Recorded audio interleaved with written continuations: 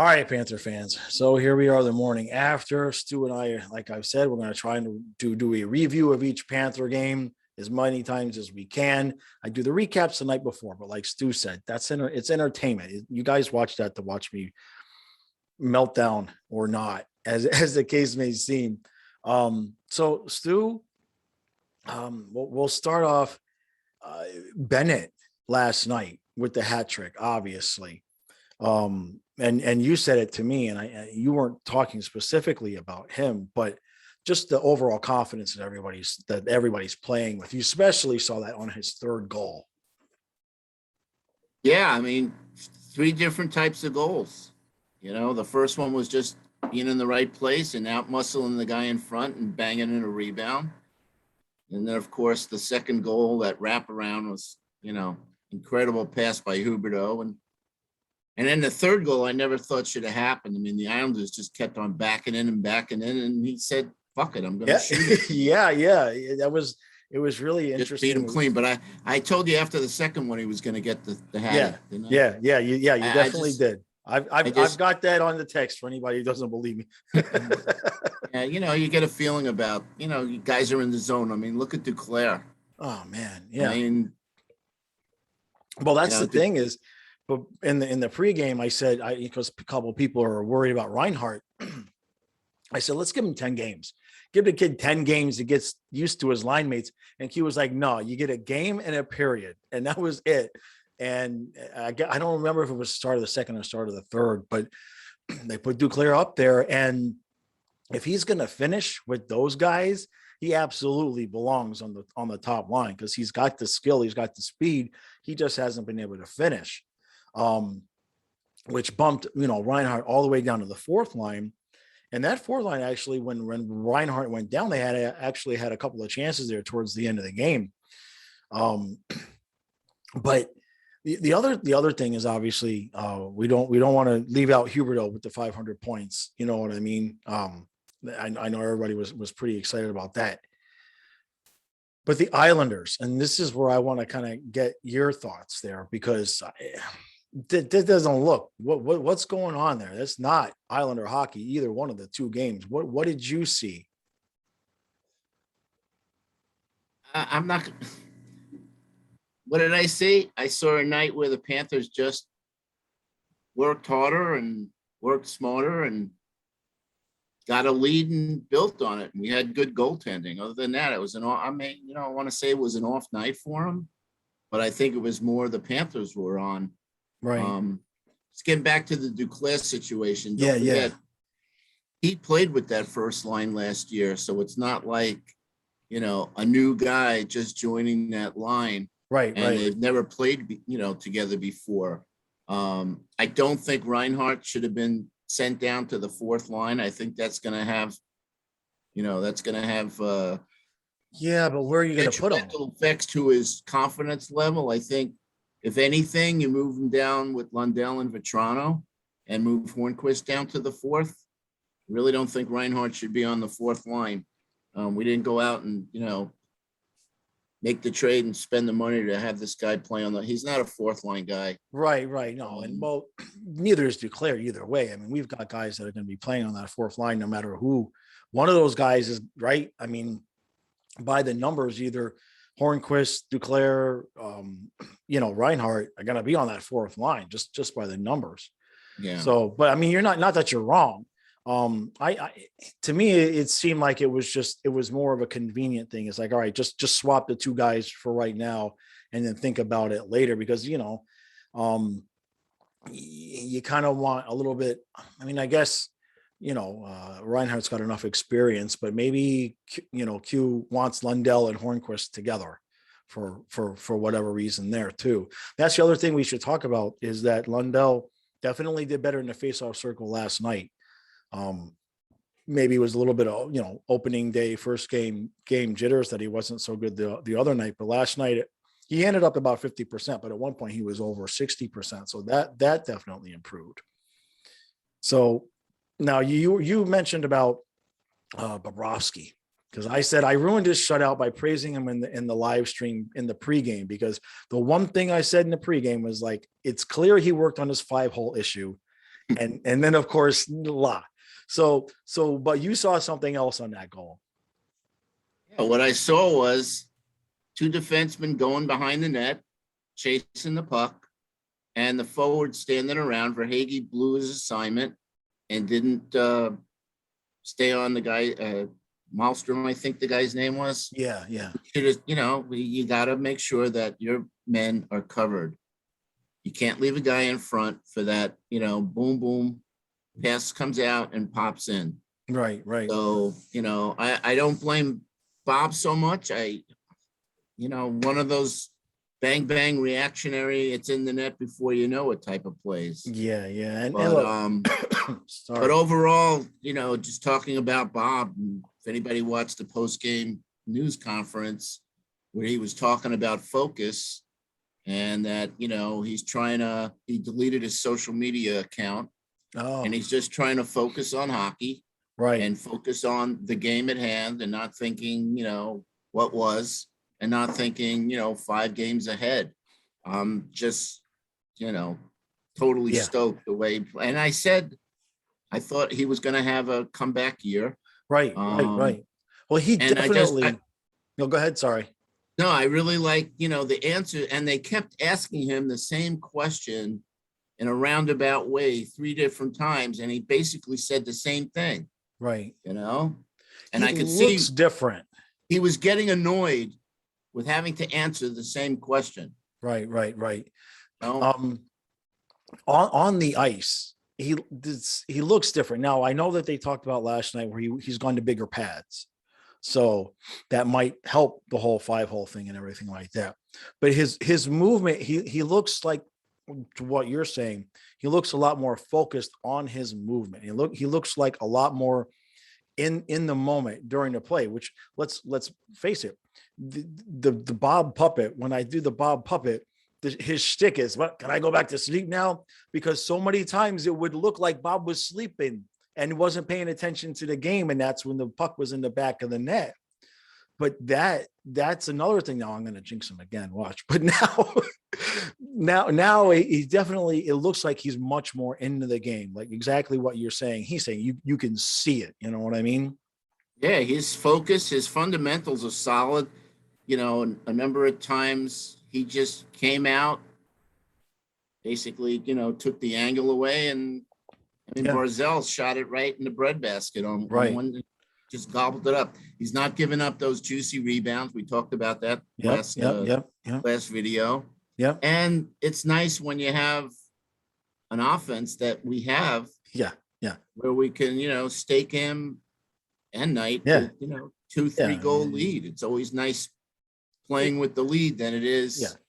I mean, if we're going to score 5 a night, we're going to win a lot of hockey games. Exactly. Exactly. And there's a lot of us that, make the same comment. You need 4-goal Bob. So you need at least 5 to win the game. Right. So I don't want to, leave this out because I would be remiss if I did. Did you see those hits that Tippett was laying on people? Yep. Did you see that? I did. That was beautiful, man. I was smiling. The one where he laid the guy out right at the Panther blue line. I was thinking of it. I said, Eric's going to love this one. Yeah. No, he's been, and those are the things that he didn't do years ago when he first came up. He's put on. So there's a lot to the game other than scoring goals. And we know his goals are going to come. Right. But if he's playing 2-way hockey, I think that's all Q can ask for. Yeah. Well, I mean, hell, if he can play that little, I mean, if between him and Bennett agitating and irritating people, and Randy said it a few times on the broadcast last night, the second line might be our top line. Last night it was, and exactly. That again, that's the depth that we have, right? Where, in my opinion, we have the top 2 lines in the league, the top 6 forwards. Yep, absolutely. And anybody on any given night can step up and be the hero. Right, and that's with 1 or 2 goals. That's with a couple replaceable parts, guys. We could, I mean, you could take, when you got Anthony Duclair coming off your 4th line, put him on your top line. the depth of this team, what Zito has done is just, and now we're getting to see it. You know what I mean? On paper, it's one thing, but I mean, either the Islanders are in a really bad slump or we just whooped up on a really good team. And a lot of people picked them. I picked them to win the cup. And now let's be honest, Sorokin's not playing great. You know what I mean? They need Varlamov back in a big way. Last thing here for the next game. Here's my theory about the goaltending. If you want to get Spencer Knight in a game, I get him in Tuesday against Tampa because he's familiar with Tampa, and then let Bob deal with the Avalanche on Thursday. What do you think about that? I said that to you the other day. Okay. Knight was going to get the start on Tuesday. You're right. You're right. I don't think that's going to happen now. No, you think they'll just ride Bob? I have a feeling Bob's hot right now, and right. It just it could go either way. We don't know until Q makes his decision. Right. Would I like to see Knight start against Tampa? Absolutely. Yeah. But the way Bob has played, he gave up 2 goals in the first game and 1 goal last night. Right. Yeah. No, you can't. Pretty good. So can't argue about that. Yep. We'll see. But all right. He's just he's playing up to Bob's standards. Yeah. Now this is to start out the season, 2-0. It's only 2 games, right? But to score 5 goals in each game, I mean, again, that offense. So let's focus on the defense a second. Yeah, sure. Good idea. Okay, because you can't, you could score goals all day long, but you still got to have obviously the goaltending. But the defense played solid. They definitely played a lot better. Yeah, Forsling, I love Forsling. I know. I know. He's just very consistent. Very, not a lot of fanfare. He just comes out and does his job. I thought Kierstead played a good game. Yep. I know you're not the greatest Montour fan, but he it doesn't seem like it's not like with the Yandel or something like that where it's this clear abyss of costing us goals. I just have, and I've said this since before we re-signed him, I felt like we needed a real solid top 4 defensive defenseman for that slot next. And again, I'll come back to you and you still haven't told me who is it, and is the team that has him going to give him up? So right. No, I know. Well, and my answer to that is let's see who's available during the when the trade deadline comes, because it's all every year, there's guys that are available that you don't think are going to be available. And I putting out a name that I would want or we would want, I just want, who does Zito want? That's what I want to know, because you know what I mean? Well, that's the difference between you and I.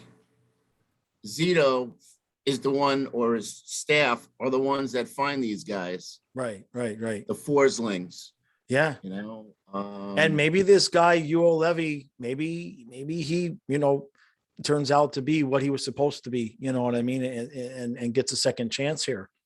Yeah. So we'll just have to see about that. So, but other than that, defensively, can we get the skate coach to teach Ekblad how to stop sliding into the wall? Because I mean, it didn't look good. His knee, it bent hard. Scary moment. Yeah. We can't have we don't want any of that action. No. All right. Did you see that post I made at the end of the night where, I'm watching Barkov, and the more and more I watch him in interviews, now that he can speak English right fairly well. Right. The guy's he's got a really good sense of humor. Is it like a dry sense of humor? Yeah. He's just, he was talking about Lundell living with him. And that's why I'm so glad. Tell you that I just going off, my ADD's kicking in here. There's a great commercial that was on last night on the NHL Network with Ovechkin and Backstrom sitting on his couch. They're eating cereal, and Ovechkin's wife comes in. Basically, it's an insurance company commercial, right? Like Ovechkin made Backstrom his beneficiary. Oh, geez. And he was talking about, why, because, he's you guys got to watch it. It's Yeah, really funny. I'd have to watch it. No, But but to your point anyway, about that, I think Tuesday night is I mean, they're all critical. Tuesday night's a critical game. Tampa won again, so they're 2-0-1. right. I've had enough of Tampa to last me the whole season. I know. But let's get it out of the way. We're playing in Tampa. This is going to be a big test for them. Yep. So I really like to see us not only beat them, but obviously win the first 3 games and get another 5-6 goals. Yeah. Vasilevsky can be beaten. That. We've done it. If anybody's going to do it, we can do it. Absolutely. So, yeah. Last thing, in regards to what you're talking about with the interviews, for anybody who doesn't know yet, George Richards, Florida Hockey Now. I'm enjoying what he's able to do there because you just subscribe, hit the notification bell, and he's putting out the player interviews. Because for somebody like me, I mean, obviously I go immediately and record, do the recap. I never see the post game stuff. So for me, especially, I'm enjoying just being able to kick back later on and just watch all the player interviews there. So they bought that new camera. So, yeah. And listen, George is great. He's right on the pulse of the team. Yep. So, have a guy, especially when he comes on and shares his stuff with us.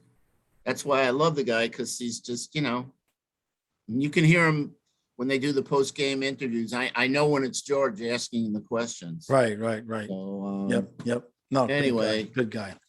All right, buddy. So you've got a heck of a day ahead of you. You're going to go have some fun. I'm going to go finish the Dolphins video, and these will both be up at the same time. And then I'm going to give my voice a break. I'm not talking for the next 24 hours, man, because it has just been a couple of days and it's just not recovered. It's not sore. It's just, you can hear it, man. I sound like if you call the 1-900 number and you get me, that's what you get. All right, guys. All right, Stu, I'll talk to you later. Enjoy the rest of your day.